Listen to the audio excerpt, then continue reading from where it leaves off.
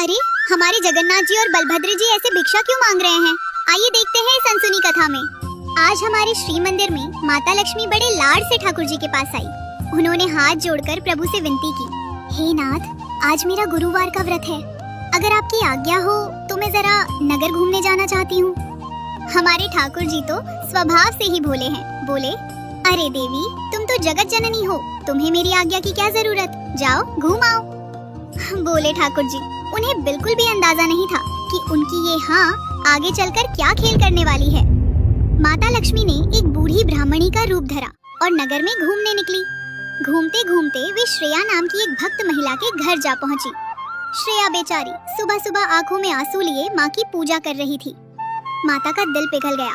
वे बिना किसी भेदभाव के उसके घर में घुस गई और प्यार से बोली, बेटी, तेरी भक्ति सच्ची है, जा, तेरा घर धन दौलत से भर जाएगा। लेकिन उधर मंदिर में दाऊ दादा ने अपनी शक्ति से ये सब देख लिया। उनका गुस्सा 7वें आसमान पर था। वे दौड़ते हुए आए और गरजे, लला, ओ लला, कहाँ है तू? जगन्नाथ जी घबरा गए और बोले, क्या हुआ दाऊ दादा, आप इतना गुस्सा क्यों कर रहे हैं? बलराम जी ने डांटते हुए कहा, तेरी पत्नी ने हमारी नाक कटवा दी।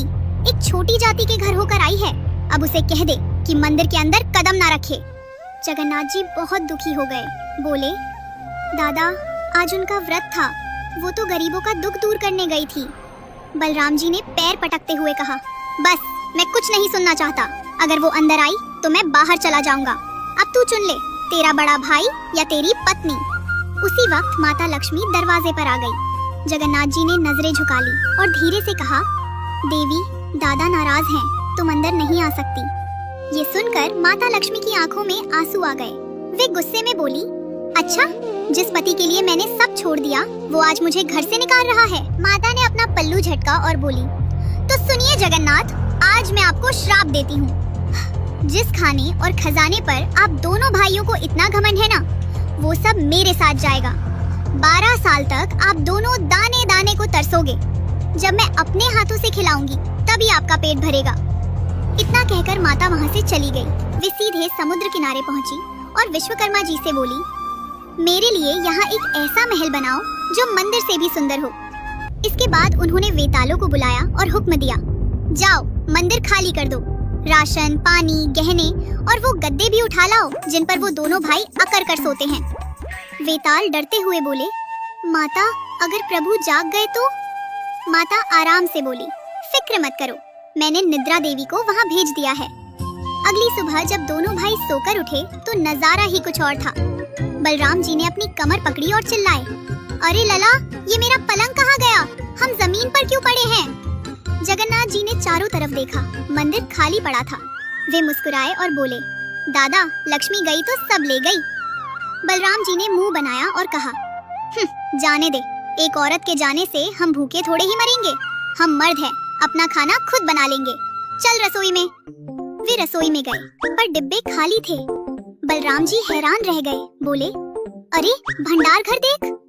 जगन्नाथ जी ने कहा, दादा, वहाँ तो चूहे दौड़ रहे हैं। प्यास लगी तो तालाब पर गए। बलराम जी बोले, थोड़ा पानी ही पी लेते हैं। पर जैसे ही झुके, पानी सूख कर कीचड़ बन गया। शाम तक भूख से दोनों का बुरा हाल हो गया। बलराम जी थक हार कर बोले, चल लला, अब तो भीख मांगना ही पड़ेगा, भेष बदल ले। फटे पुराने कपड़े पहनकर दोनों भाई नगर में निकले। दरवाजा खटखटाकर बोले, माई, 2 भूखे ब्राह्मण हैं, कुछ खाने को दे दो। पर माता सरस्वती ने लोगों का दिमाग फेर दिया था। लोग उन्हें भगाने लगे, भागो यहाँ से, तुम तो चोर लगते हो। एक जगह किसी ने चावल दिए तो बर्तन गायब हो गया। एक योगी से फल मांगा तो उसकी टोकरी खाली हो गई। योगी ने डांट कर कहा, अरे भागो, तुम तो लक्ष्मी के दुश्मन लगते हो। तुम्हारे साए से मेरा फल भी गायब हो गया। जाओ उस समुद्र किनारे वाले महल में, शायद वहीं कुछ मिल जाए। गिरते पड़ते दोनों भाई उस महल तक पहुँचे। वहाँ दासियाँ खड़ी थी। बलराम जी ने विनती की, देवियों, हम बहुत भूखे हैं, कुछ भीख दे दो। दासियाँ हंसकर बोली, शक्ल देखो इनकी, चोर कहीं के। बलराम जी ने अपमान का घूंट पिया और कहा, देखो, हमें पका हुआ खाना नहीं चाहिए, हम ऊंची जाति के हैं। बस कच्चा सामान और लकड़ी दे दो, हम अपना खाना खुद बना लेंगे। सामान मिल गया। दोनों ने चूल्हा बनाया। बलराम जी बोले, लला, तू सब्जी काट, मैं आग जलाता हूँ। पर चमत्कार देखिए, माचिस घिसते घिसते तीलियां खत्म हो गई, पर आग नहीं जली। चारों तरफ सिर्फ धुआं ही धुआं था। धुएं से बलराम जी की आंखें लाल हो गईं। भूख के मारे उन्होंने हांडी पर लात मारी और रो पड़े। वे बोले, धत्त तेरे की, नहीं पकता हमसे। ओ लला, मैं हार गया। जा कह दे उस मालकिन से, जैसा भी खाना है दे दे, अब ये नखरे नहीं होते।